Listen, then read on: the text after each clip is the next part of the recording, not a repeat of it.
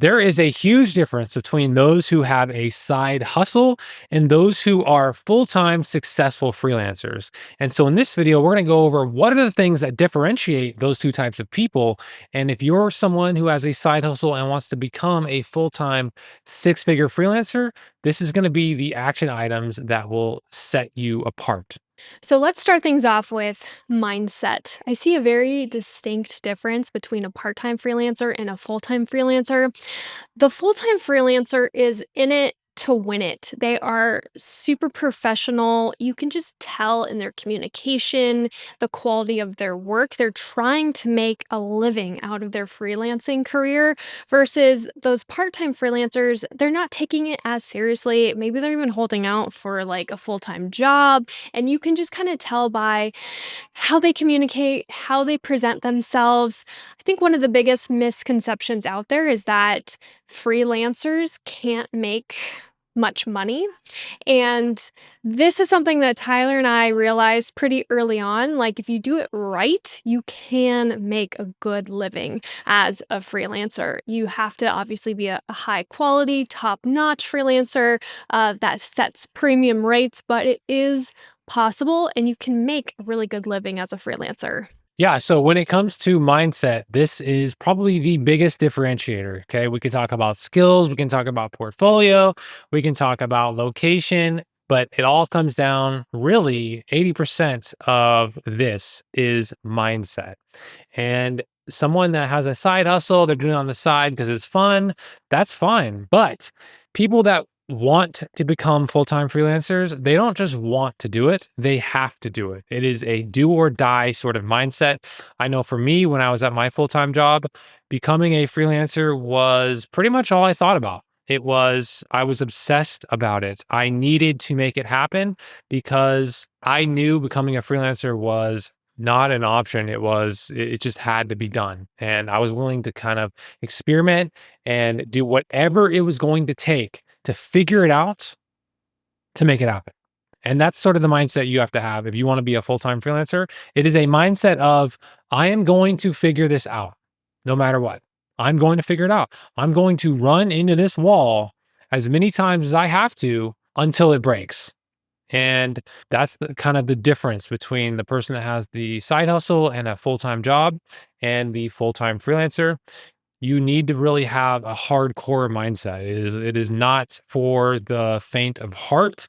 It is for the people that experience so much discomfort with having an average life and an average job that the pain of creating a freelancing business is a lot less than the pain of going to a 9 to 5. So that would be something I would say kind of marks the difference in mindset between someone that wants to be a full-time freelancer and makes it happen and then someone who just has a side hustle.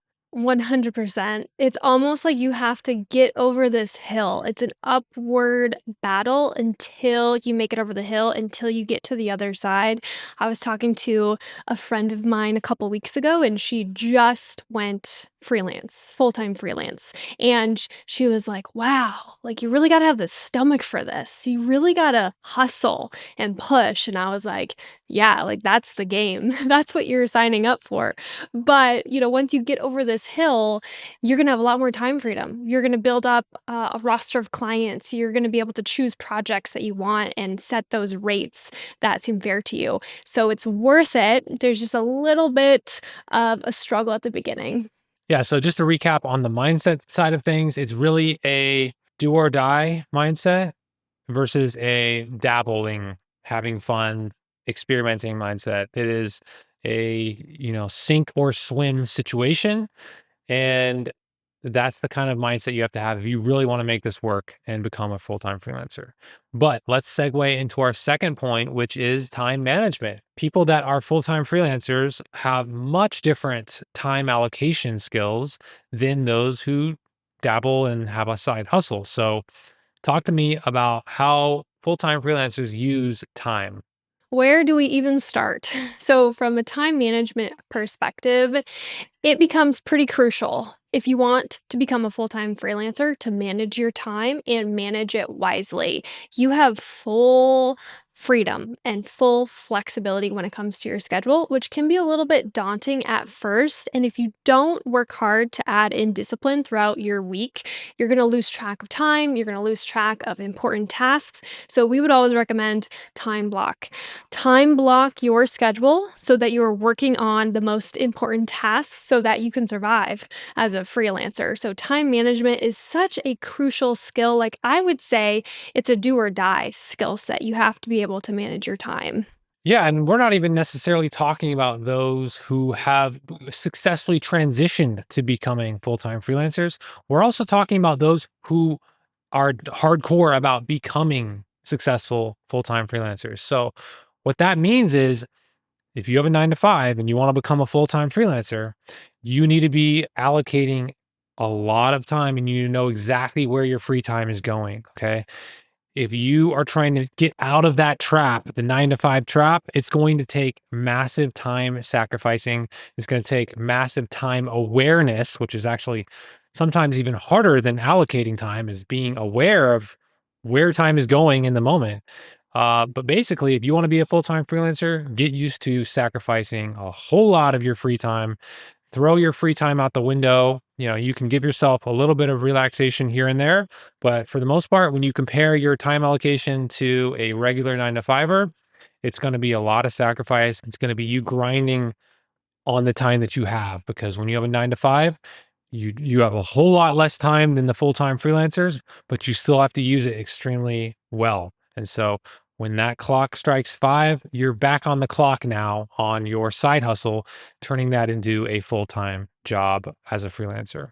And this is something where you can kind of communicate to your friends and to your family, like, hey, I'm really trying to give this freelancing thing a solid shot. So I need some flexibility and I need some leniency when it comes to my time. So maybe you're not meeting up with the girls every single Saturday to hang out. Maybe you're meeting twice a month, or you're finding ways to be flexible in your schedule so that you are doing your best and really giving this freelancing thing your all.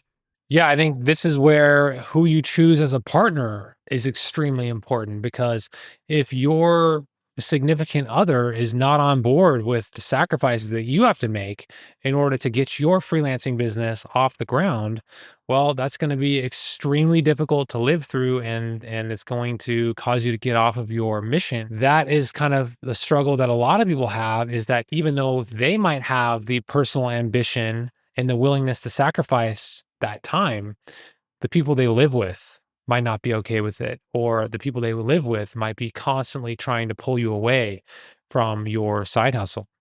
So that's something you got to be aware of, and you need to figure out solutions to that. Because if the people you live with are actively fighting you when you're trying to sacrifice that time and utilize that time effectively, it's just going to make your life even harder in terms of escaping your 9 to 5.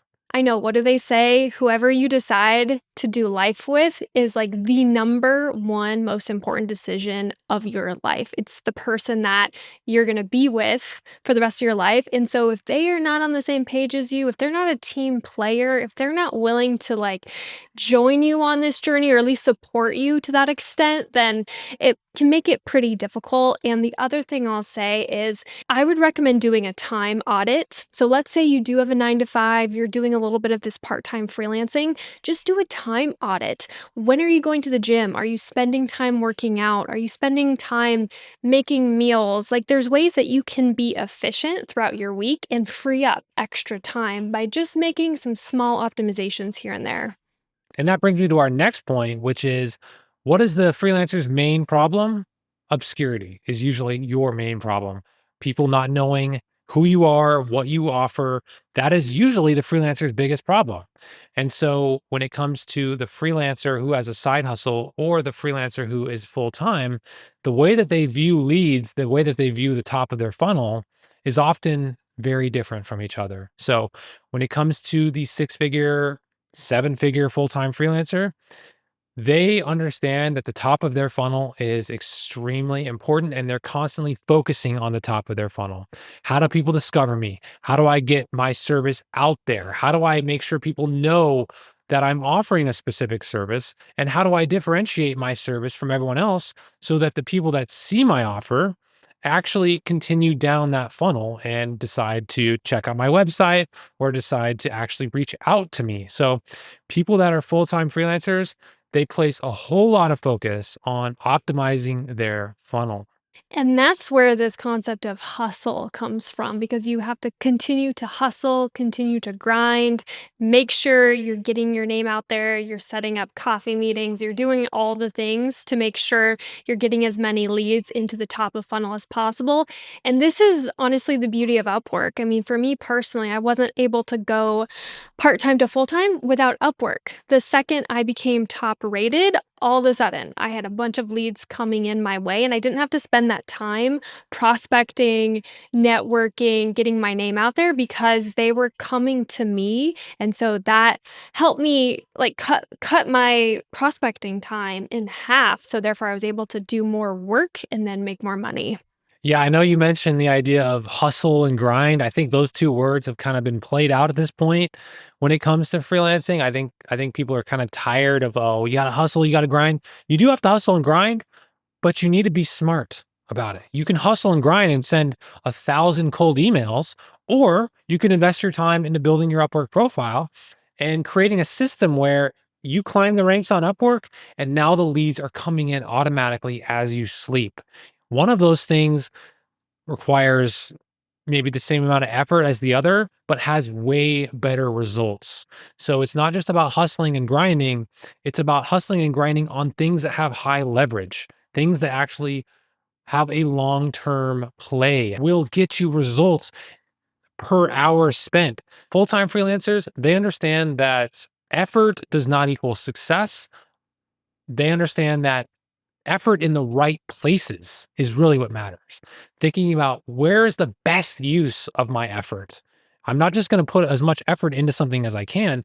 I'm going to put as much effort as something I can in the right place, in the places that give me the most leverage.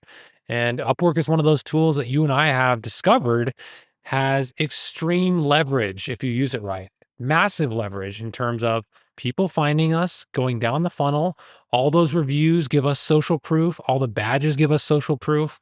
And it's probably one of the most powerful freelancing website tools that I've ever seen just because of the way that the website is laid out, the way that their SEO works when clients are searching for freelancers, and the way that Upwork promotes premium freelancers. Upwork isn't only trying to showcase the cheapest option to clients.